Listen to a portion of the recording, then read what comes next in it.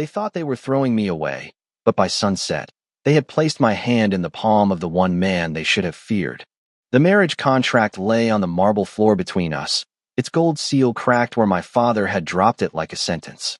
I stared at my name, Ethan Miller, written in elegant black ink beneath the words Legal Omega Spouse, and for a moment the entire drawing room of House Miller became too quiet to breathe in. The grandfather clock ticked against the wall. Rain tapped softly on the tall windows. My older brother Ryan stood near the fireplace with a glass of sparkling cider in his hand, smiling like this was the funniest joke our family had ever told. My father, Victor Miller, did not smile. He never wasted expression on me. He only adjusted the cuff of his gray suit and said, "You will marry Caleb Whitmore by sunset." I waited for the rest of it, for the explanation, for the apology that some foolish part of me still wanted after 21 years of being trained not to want anything at all. None came. My mother looked down at her pearls. Ryan laughed under his breath. "Caleb Whitmore," he repeated, tasting the name like cheap candy. "The town fool. Perfect match, honestly." Heat rushed to my face, but I kept my hands folded because a Miller Omega did not tremble in public, even when the public was his own family. Everyone in Ashbourne knew Caleb. He lived in the old caretaker's cottage past the North Road, where the pines grew thick and the fog rolled in before dusk. People said he talked to crows, forgot his own birthday, walked barefoot through the market, and smiled at empty corners as if ghosts had told him a secret. Children followed him for fun. Shopkeepers gave him stale bread out of pity. No respectable family would ever invite him through the front door, let alone offer him their youngest son. That was the point. This was not a marriage. It was disposal dressed in white. Why? I asked, though I already knew. My father's eyes moved over me the way he might inspect a scratched vase. "Because your presence in this house has become inconvenient." Ryan stepped closer, his blonde hair perfectly combed, his blue eyes bright with cruelty he never had to hide. "Because you're 21, unmated, and useless to every alliance father actually wanted. Caleb is willing to sign, and after today, you'll no longer be our concern."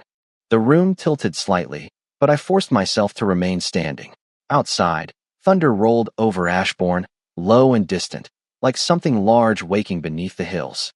My father held out an old silver ring, plain and dull, nothing like the heirloom bands locked in our family vault. When I did not take it quickly enough, he let it fall. It struck the marble once, then rolled in a thin, trembling circle before stopping at my feet. No one bent to pick it up. That, more than anything, told me what I was worth to them. I lowered myself slowly and took the ring from the cold floor. It was heavier than it looked. For one strange second, as my fingers closed around it, the rain outside stopped. The clock stopped. Even Ryan's smile faltered. A scent moved through the room, faint as winter air slipping under a door, something like cedar smoke, snow, and old stone. It vanished before I could understand it. My father cleared his throat. "The carriage leaves in 30 minutes. We're something modest. There will be no reception." My mother finally looked at me, but there was no rescue in her eyes, only relief that the shame of me would soon be carried somewhere else. I wanted to ask whether she had ever loved me. I wanted to ask if any of them remembered the child I had been before I became a problem to solve. Instead, I stood with the ring pressed into my palm until its edge left a mark. "All right," I said, and my voice sounded calmer than I felt. Ryan gave a soft clap, delighted. "There's our obedient little Omega." I looked at him then, really looked, and for the first time in my life, I did not feel small. I felt hollowed out. Yes, humiliated. Yes, but beneath that humiliation something sharp and quiet began to form. They had chosen Caleb because they believed he had nothing. No title, no money, no mind worth respecting, no power that could ever answer theirs. They had picked the lowest man in Ashbourne to make sure I understood I was lower. But as the servants hurried me upstairs to dress for a wedding no one would bless, I kept thinking about that impossible winter scent, about the way the room had gone still when I touched the ring, about the thunder that had sounded almost like a warning. By sunset, I would belong to the town fool.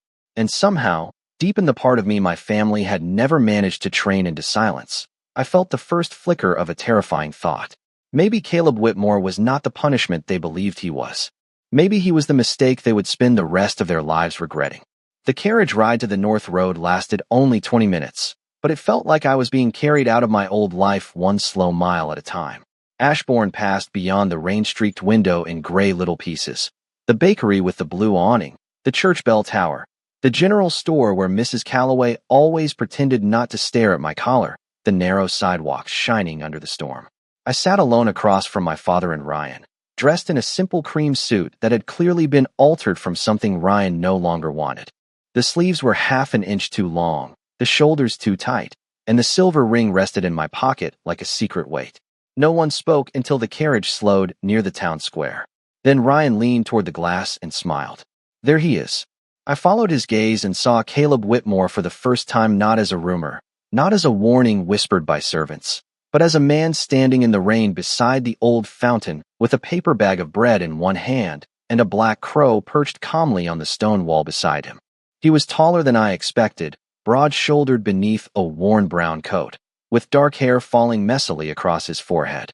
His boots were muddy. His shirt collar was crooked. A child pointed at him from under a red umbrella, and two older boys laughed as Caleb tore a piece of bread into tiny crumbs and offered them to the crow, as if the whole world had gone quiet just for that small act of kindness. "Look at him," Ryan said softly. "Ashbourne's finest embarrassment." My father did not laugh, but his mouth tightened with satisfaction. The carriage stopped because the road ahead was crowded with market wagons. Through the window, I watched one of the boys scoop a pebble from the ground and toss it toward Caleb, not hard enough to injure, only cruel enough to entertain. Caleb did not turn his head. He did not even seem to notice. His hand simply rose, smooth and unhurried, and caught the pebble before it could reach him. The boy froze. The crow spread its wings, but did not fly away.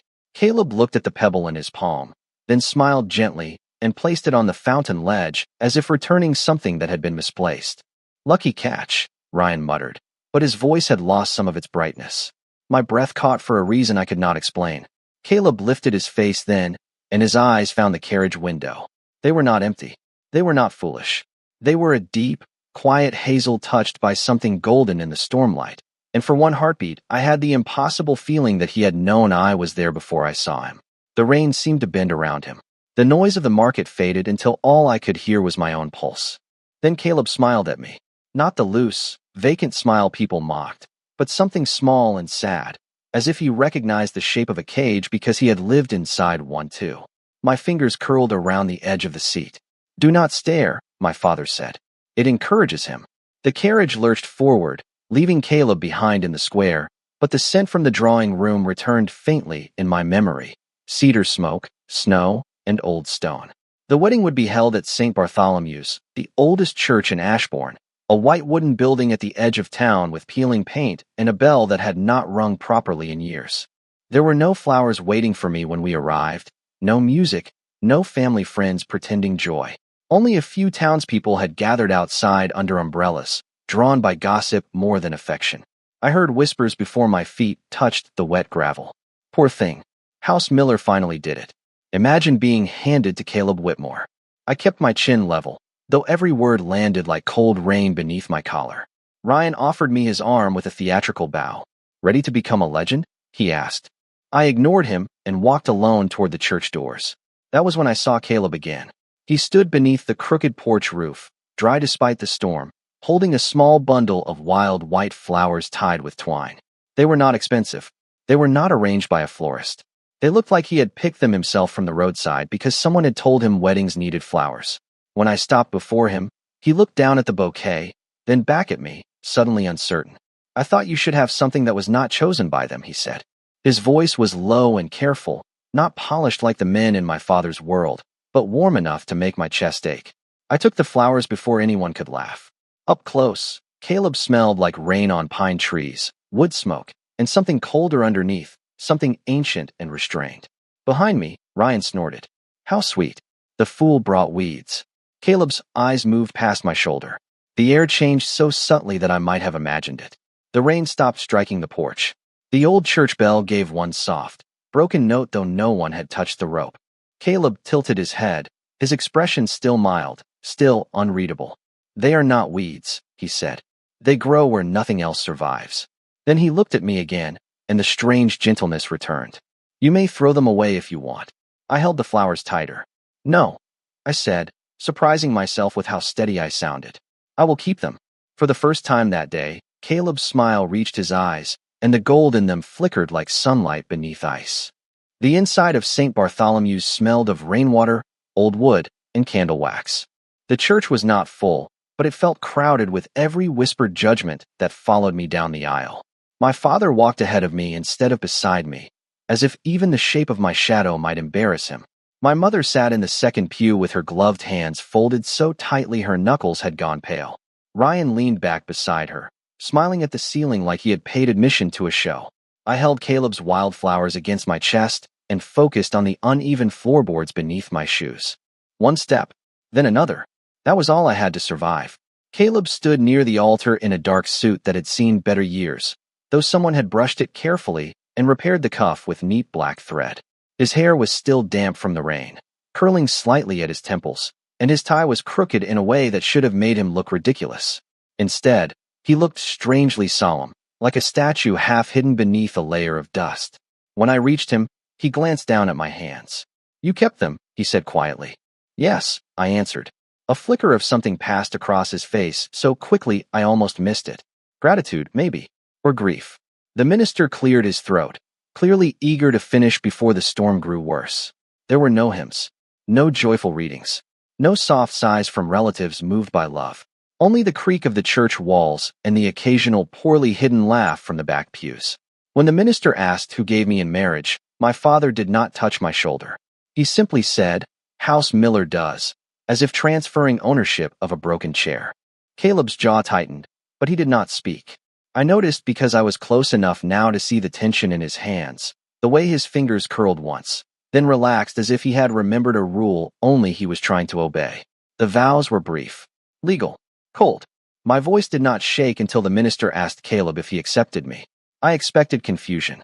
I expected a delayed answer, or one of those odd smiles everyone in Ashbourne mocked. Instead, Caleb turned fully toward me.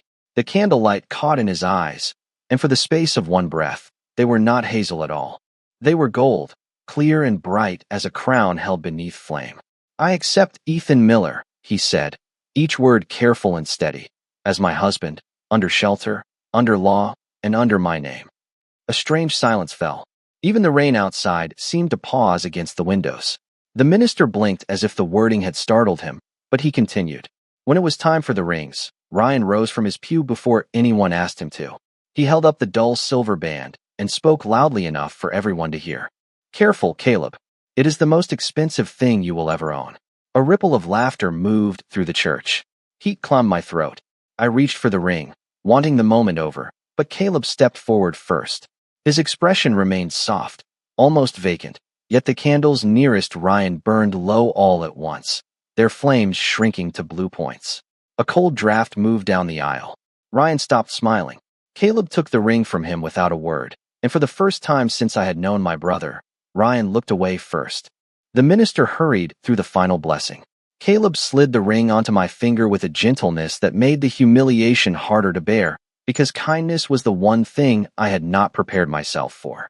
His thumb brushed the mark the ring had left in my palm earlier, and he frowned as if that small hurt mattered. "Did they make you pick it up from the floor?" he whispered. My breath caught. I did not answer. I did not need to. Something deep in the church gave a low groan, not dangerous, not loud, but old, like the building itself had heard enough. Then Ryan laughed again, forcing cheer back into the room. "Well, there it is. His Majesty of Mud finally has a bride." The words landed, and every candle in St. Bartholomew's went out. Darkness swallowed the pews, the altar, the stained glass saints, and every mocking face. Someone gasped. Someone whispered a prayer. I stood frozen, Caleb's hand still holding mine. In the blackness, I felt him lean closer, his breath calm near my ear. "Do not be afraid," he said. The candles flared back to life one by one, brighter than before. Caleb stood exactly as he had been, mild and still, his crooked tie the same, his mouth curved in a faint, harmless smile. But I had seen what no one else seemed willing to name. For 1 second in the dark, a shadow had risen behind him, vast and crowned, and every alpha in the room had bowed their heads without understanding why. The rain ended before we left the church, as if the sky itself had decided the performance was over.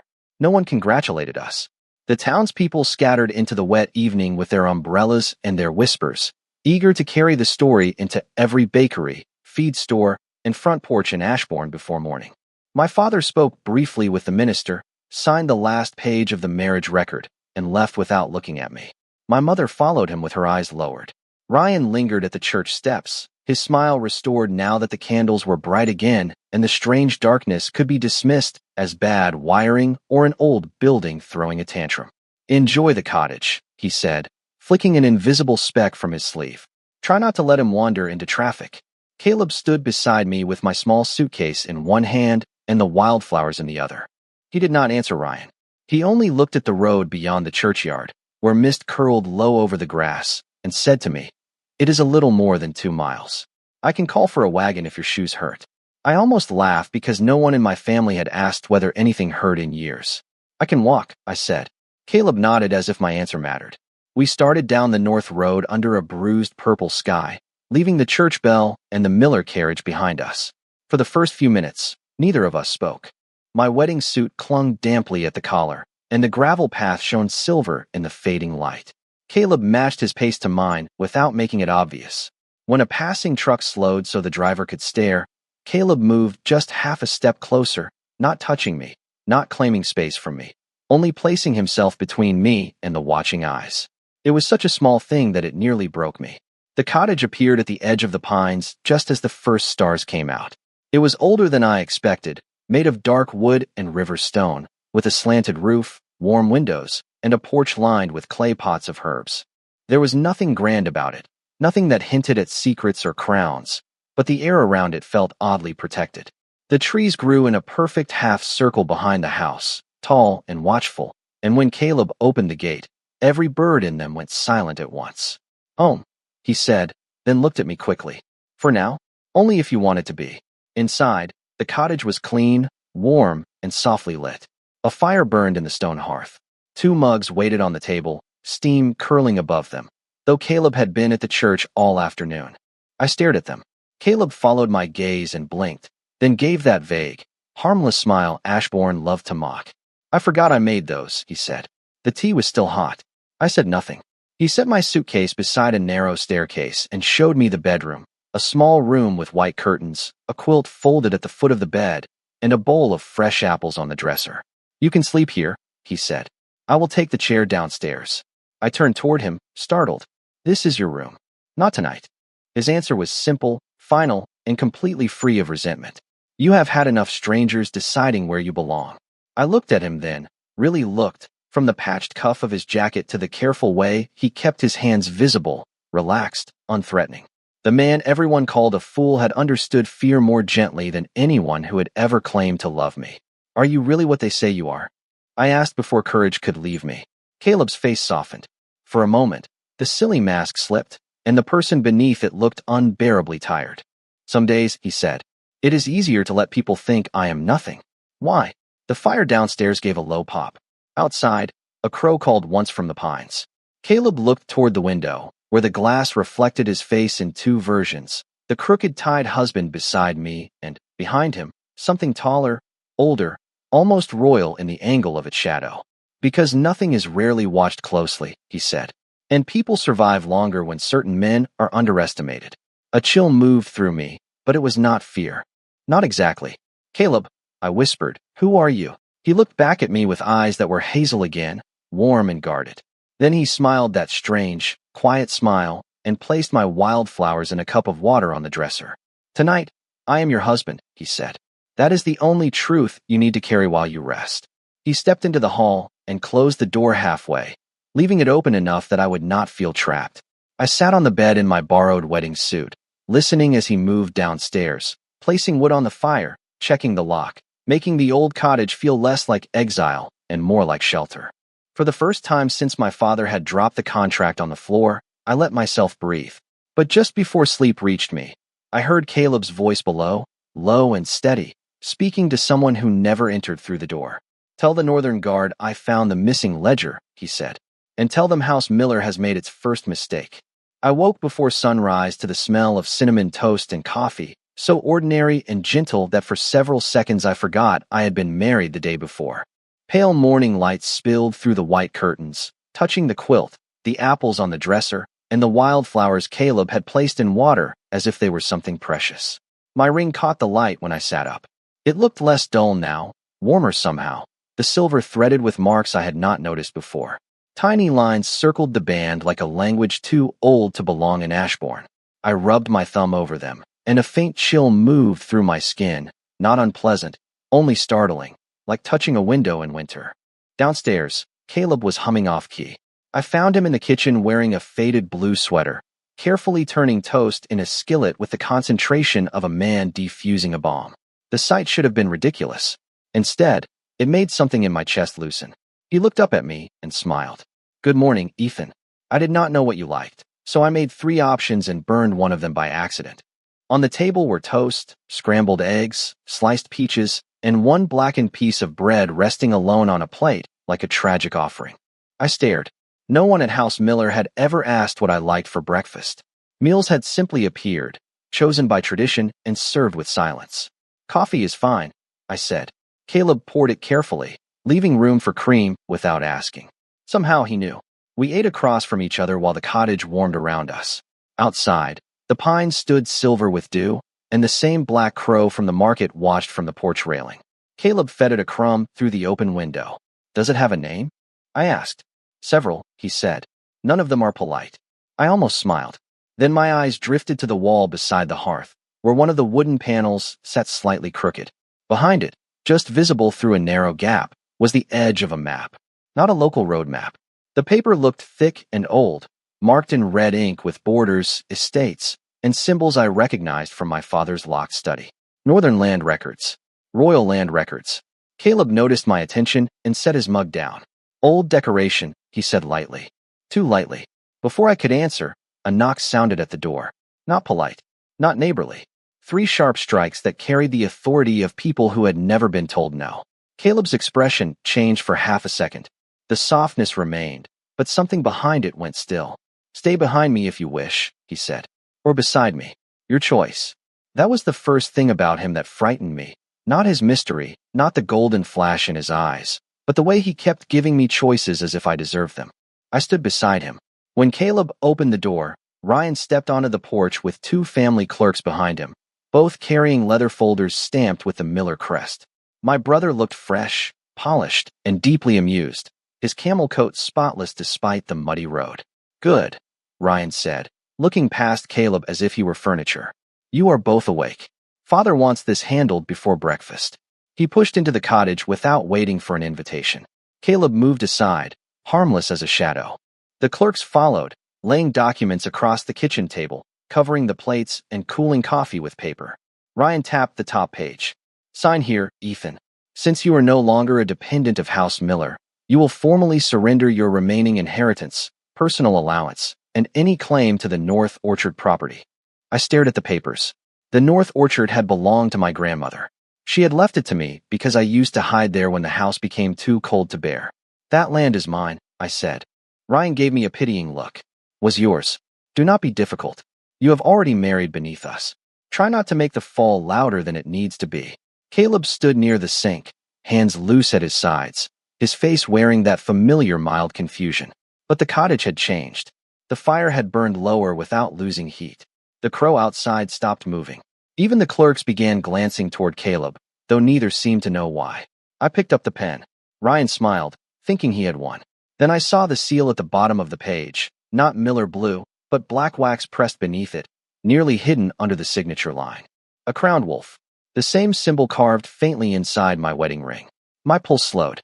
Caleb's voice came from across the room, quiet and almost gentle. "Ethan, read the final paragraph before you decide." Ryan's smile vanished. I looked down. The final paragraph stated that by surrendering the orchard, I would also confirm House Miller's legal authority over all Northern Crown holdings currently under dispute. My name was not the target. My marriage was the key. I lifted my eyes to Caleb, and he did not pretend to be foolish this time. For one breath, I saw him clearly. Not the man Ashbourne laughed at, but the man my father had unknowingly delivered me to. Ryan reached for the document. "Just sign it." Caleb stepped forward. He did not raise his voice. He did not touch my brother. He only said, "No." The words settled over the room like falling snow. Every window frosted at the edges. The clerks went pale. Ryan swallowed, furious but suddenly unsure. Caleb smiled faintly, and the old harmless mask returned one piece at a time. "My husband is still eating breakfast," he said. "House Miller can wait." Ryan stared at Caleb as if the word no had been spoken in a language he did not believe existed. For most of my life, my brother had moved through rooms like every door had been built for him, every chair pulled out before he reached it, every voice trained to soften when he entered. Now he stood in a little cottage at the edge of the pines, with frost blooming along the windows in the middle of a mild September morning, and he did not know where to put his hands. "You do not give orders here," Ryan said, but his voice was too sharp, too quick. Caleb tilted his head, the harmless expression returning so perfectly that it almost seemed real. "That is true," he said. "Ethan does." The word struck me harder than any insult Ryan had ever thrown. I looked at Caleb, then at the papers spread across the table, then at the clerks who were suddenly very interested in the floorboards. No one had ever said I had authority over anything, not my time, not my future, not even the shape of my own breakfast plate. Ryan recovered enough to laugh, though it sounded brittle. "This is adorable. The village idiot has learned legal language." Caleb's eyes did not change, but the crow on the porch let out a low, rough call. The clerks flinched. Ryan pointed at me, his face flushing. "Sign the papers, Ethan. Father has already arranged the transfer. You are embarrassing yourself." I folded my hands in front of me, feeling the wedding ring cool against my skin. The old symbols inside the band seemed to press back, like a pulse answering mine. "I want to read the full document," I said. Ryan stepped closer to the table. "You would not understand it." Caleb moved only slightly, half a step, but the room reacted as if he had crossed a battlefield. The fire bent toward him. The shadows under the chairs stretched long and thin. The scent of cedar smoke and snow filled the kitchen, clean and overwhelming, and the two clerks lowered their heads without seeming to realize they had done it. Ryan noticed. His anger wavered into confusion. "What is wrong with you people?" he snapped at them. One clerk, a gray-haired beta named Mr. Harlan, whom I remembered from my father's office, whispered, "Sir, perhaps we should return later." Ryan turned on him. "We will not return later. We will finish this now." He reached for my wrist, not gently, not violently, but with the old entitlement of a brother who thought my obedience still belonged to him. His fingers never touched me. Caleb's hand closed around the air between us first, not grabbing Ryan, not threatening him, only stopping the motion with a calm so complete it frightened everyone more than shouting would have. "Do not reach for him," Caleb said. Ryan froze. The room went silent except for the kettle ticking softly on the stove. "He is my brother," Ryan said. "He is my husband," Caleb answered. There was no anger in his voice. That made it worse. It sounded like law. Ryan pulled his hand back slowly, cheeks pale beneath his polished confidence. For one long second, the mask Caleb wore slipped again. His posture changed. The curve of his shoulders straightened, the softness around his mouth vanished, and the man in the faded blue sweater seemed suddenly too large for the cottage, too old for the town, too powerful for the name people had given him. A fine dusting of snow drifted down between us, impossible and silent, melting the moment it touched the wooden floor. Mr. Harlan made a broken sound. "No," he whispered. "It cannot be." Caleb looked at him, and the old clerk's knees almost gave out. He caught himself on the back of a chair, eyes wide with recognition and terror. Ryan saw it. I saw the moment he understood that something was terribly wrong, not with Caleb, but with every story Ashbourne had told about him. "What is he?" Ryan demanded. Mr. Harlan did not answer. He only stared at Caleb as if staring too long might be punishable. Caleb smiled, gentle and foolish again, but the frost remained on the glass. "A poor host, apparently," he said. "The coffee has gone cold." Ryan snatched the papers from the table, trying to gather dignity along with the documents. But one page slipped free and landed near my shoes. I picked it up before he could stop me. At the top, beneath layers of legal wording, was the same crowned wolf. Below it were 3 words my father had never wanted me to see: Northern Crown Estate. My breath left me. "Caleb," I said quietly, "why is my family using royal land documents?" He did not look away from Ryan. "Because they thought no one was left to challenge them." Ryan's face tightened. "You have no idea what you are talking about." Caleb stepped closer to the table, and every alpha instinct in my brother seemed to fold inward. He did not kneel, but he looked like he wanted to. "Tell Victor Miller," Caleb said, his voice low enough that the words barely crossed the room, "that if he wants Ethan's signature, he may come ask his son with respect." Ryan backed toward the door, dragging the clerks with him.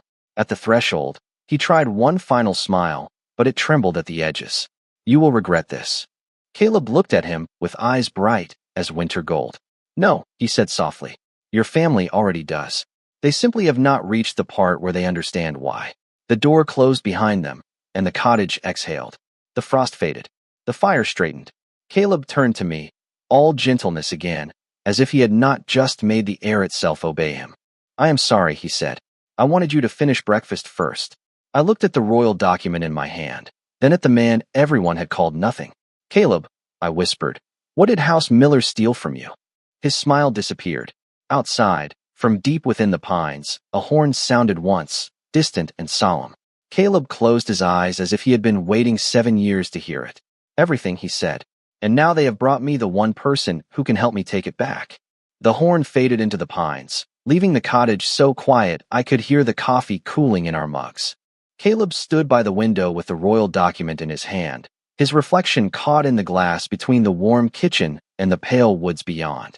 For the first time since I had met him, he did not look like the gentle oddity Ashbourne laughed at. He looked like a man standing at the edge of an old battlefield only he could still see. 7 years ago, he said, the Northern Throne did not fall in a single night. That is what the history books will say, if the people who stole it are allowed to write them. They will say there was confusion, illness, a disputed succession, a kingdom too weak to hold itself together. The truth is uglier and much simpler.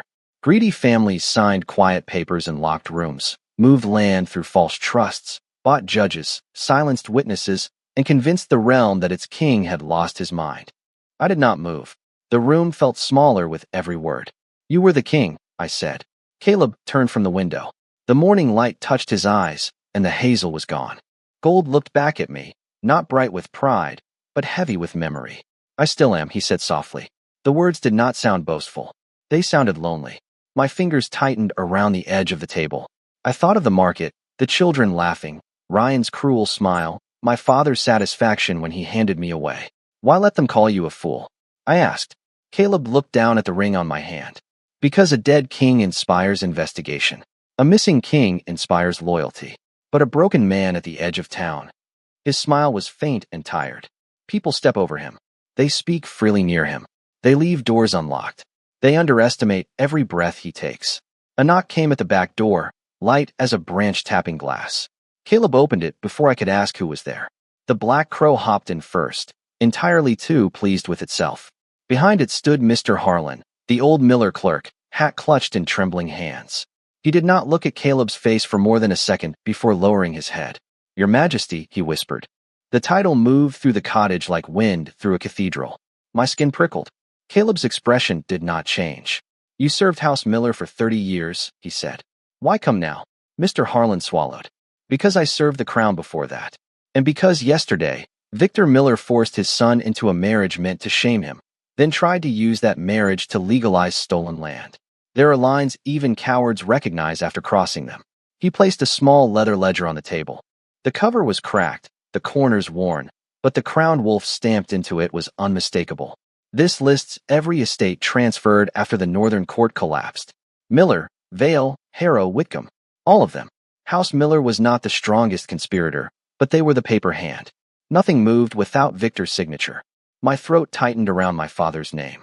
Caleb did not touch the ledger at first. He looked at me instead, and the power in his eyes softened into something careful. Ethan, I need you to understand something before this goes further.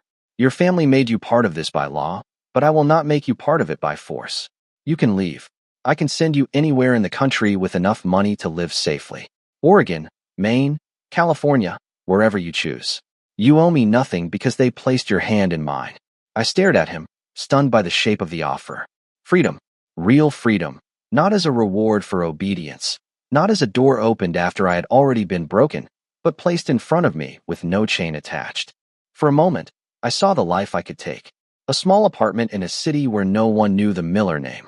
A job at a bookstore. A breakfast table where no one watched me fail to be useful. Then I looked at the wildflowers still standing in their cup, at the untouched toast he had made because he did not know what I liked, at the ring my family thought was plain enough to insult me, and I understood the truth more clearly than fear. Caleb had not trapped me. He had been the first person to open a door. No, I said. Mr. Harlan lifted his head. Caleb went very still. I stepped closer to the table and placed my hand over the ledger. I will not run so House Miller can keep pretending they did nothing. They used me because they thought I was the weakest person in the room. Let them learn how wrong they were. Caleb's golden eyes searched mine, not commanding, not testing, only listening. This will make them come for you with lawyers, lies, and every pretty weapon rich families use when they are afraid. Then let them come, I said, my voice steadier than it had ever been inside my father's house. Outside, the pines stirred though there was no wind. The crow gave one approving caw from the chair. Caleb lowered his head, not as a king to a subject, but as a husband recognizing a choice freely made. Then by your word, he said, the northern court wakes tonight. By dusk, the cottage no longer felt like a hiding place. It felt like a door that had finally remembered it was built to open. Mr. Harlan left through the back path with the ledger wrapped beneath his coat, moving faster than I had ever seen him move in House Miller's halls. Caleb stood in the center of the kitchen and pressed 2 fingers to the black wax seal on the oldest page. The crowned wolf shimmered once, and somewhere far beyond the pines, another horn answered, then another, each note distant but unmistakably alive. What happens now? I asked. Caleb looked at me, and for the first time he did not soften the truth. Now the families who buried the northern court will learn it was not buried deep enough. Before midnight, they came. Not soldiers in shining armor, not a parade from some forgotten story, but quiet men and women in dark coats, arriving by truck, horseback, and on foot beneath the cover of the trees. Some were alphas, some betas, some omegas with sharp eyes and older scars than mine. All of them stopped at the gate, lowered their heads to Caleb, then looked at me with a respect so unfamiliar it almost hurt. A woman with silver hair and a long black coat introduced herself as Nora Ashford, former keeper of the Northern Law. She placed a leather case on the table and opened it to reveal documents, seals, and a chain of office folded in black velvet. Your Majesty, she said to Caleb, then turned to me. Consort Ethan, under the old statutes, your legal bond grants you the right to call an emergency council if crown property has been used through coercion or fraud. My mouth went dry. You mean I can summon them? You can compel them, she said. Every family named in that ledger must appear, including House Miller. I looked at Caleb, expecting him to take the papers, to speak for me, to become the king everyone had been waiting for. He did not. He stepped back, giving me the space at the table, the seal, the law, the choice. Only if you want it, he said. The old Ethan would have waited for permission from the room. He would have searched faces for approval, swallowed his questions, and signed wherever someone pointed. But the old Ethan had been left on the marble floor with that silver ring. I picked up the seal. It was heavy, iron black, shaped like a crowned wolf with its head lifted toward the moon. Tell me where to sign, I said. Nora smiled, not warmly, but proudly. The summons went out before dawn. By 9 o'clock the next morning, Ashbourne's Old Town Hall had been unlocked for the first time in years. People gathered outside in stunned clusters as black banners marked with the crowned wolf were raised over the front steps. I arrived in Caleb's truck wearing the same cream suit from the wedding, cleaned and pressed by Nora's careful hands. Caleb wore a dark coat that fit him too well to be borrowed, and though his tie was still slightly crooked, no one laughed when he stepped out beside me. The crowd parted. Not for him alone. For us. Inside the hall, the council chamber smelled of dust, paper, and polished wood. Long tables formed a half-circle beneath tall windows. At the center sat House Miller. My father looked furious in a controlled, expensive way. My mother looked frightened. Ryan looked as though he had not slept. When he saw Caleb, he forced a smile. This is absurd, he said loudly. Are we really entertaining a performance from Ashbourne's favorite joke? No one laughed. Caleb did not answer. He simply held out his hand to me, palm open, not pulling, not demanding. I took it, and together we walked to the center of the chamber. Nora struck the floor once with the iron staff of office. The sound echoed through the hall. By authority of the Northern Crown, this emergency council is called. My father stood. There is no Northern Crown. Caleb finally looked at him. The room changed. It was not dramatic, not loud, but every breath seemed to recognize him before every mind could. The sunlight bent across the floor. The old banners stirred though the windows were closed. The gold returned to Caleb's eyes, steady and terrible in its calm. One by one, the older council members rose from their seats, some with tears, some with shaking hands, all with recognition. Nora lowered her head first. Alpha King Caleb of the Northern bloodline, she said. Returned under law, witnessed by council, bonded by marriage, and standing before those who stole from him. My father's face drained of color. Ryan gripped the table as if the floor had shifted beneath him. Caleb's hand remained warm around mine, but he did not step ahead of me. He leaned close enough that only I could hear. "Your voice opens the ledger," he said. I looked at the family who had sold me to shame me, at the brother who had laughed, at the father who thought my name was useful only as a signature. Then I opened the book and read the first line aloud. House Miller received unlawful control of the Northern Orchard estate through forged crown transfer, dated September 12th, 7 years ago. My voice did not shake. My father shouted my name, but it sounded small from across the chamber. I turned the page, and that was only the first theft. The chamber did not collapse into shouting all at once. It happened in layers, like a storm realizing it had somewhere to go. First came my father's voice, polished and furious, insisting the ledger was incomplete, outdated, misunderstood. Then came Ryan's voice, higher than usual, demanding that someone remove Caleb from the hall. Then came the silence of every council member who had already understood the truth. Nora Ashford read the seals aloud, one after another, each name landing on the table like a stone. Miller, Vale, Harrow, Whitcomb. Families that had smiled at charity dinners, funded church repairs, and lectured Ashbourne about honor had spent 7 years living on land they never owned, protected by papers they had no right to sign. My father tried to stand taller with every accusation, but the confidence slowly drained from him until only habit remained. When the final page was read, Nora turned to the council. Under Northern law, assets taken through false transfer returned to the Crown. Those who participated are removed from stewardship, stripped of council privilege, and placed under civil review. There was no spectacle, no cruelty, no raised hand, just law doing what my family had always feared it would do if someone honest ever opened the books. My mother began to cry quietly. Ryan stared at Caleb as if still waiting for the fool to return, for the crooked tie and gentle smile to become something he could mock again. But Caleb stood beside me in perfect stillness, his gold eyes calm, his hand never leaving mine. My father looked at me then, truly looked, maybe for the first time in my life.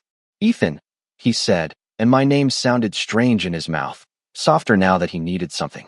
"You do not understand what this will do to our family." I thought of the marble floor, the dropped ring, the cream suit that had never fit me, the years of being treated like a signature waiting for a document. "I understand exactly what family can do," I said. "That is why I am stopping mine from doing it to anyone else." His face tightened, but he had no answer. Ryan stepped forward, desperate enough to forget the room was watching. "You would ruin us over hurt feelings?" I looked at him, and the anger I expected did not come. Only a clean, quiet distance. "No, you ruined yourselves because you thought people beneath you would never be able to read." A murmur moved through the hall. Caleb's thumb brushed the back of my hand, not to calm me, but to remind me I was not alone. Nora struck the staff once more. "The ruling is entered." Outside, the town bell began to ring. Not broken this time. Clear, deep, alive.